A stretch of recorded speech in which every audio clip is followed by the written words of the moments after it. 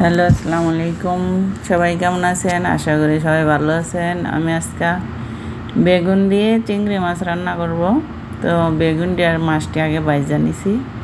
এখন আমি মশলাটা কষাইয়া তারপরে এটি ভাইজা এখানে রাখছি। আমি না বাজলে মজা লাগে না তরকারি। তো পেঁয়াজটির সাথে আমি কাঁচামরিচ দিয়ে দিছি, কাঁচামরিচ, তারপরে আদা রসুন দিয়ে মশলাটা একটু কষাই নেব, নিয়ে একটু পানি দেব, দিয়ে তারপরে আমি বাকি মশলাটা দেব।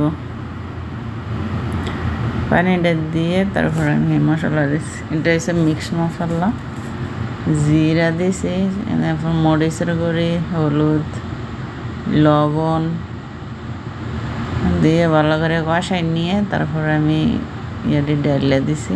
চিংড়ি মাছটা রেডি একসাথে ভাজা রাখছিলাম।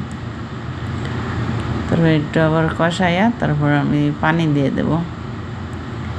তো সবাই আমার চ্যানেলটাকে সাবস্ক্রাইব করবেন, লাইক দিবেন, কমেন্টস করবেন প্লিজ। পানি দিয়েছি, টমেটো দিয়ে ডাইকে দিলাম।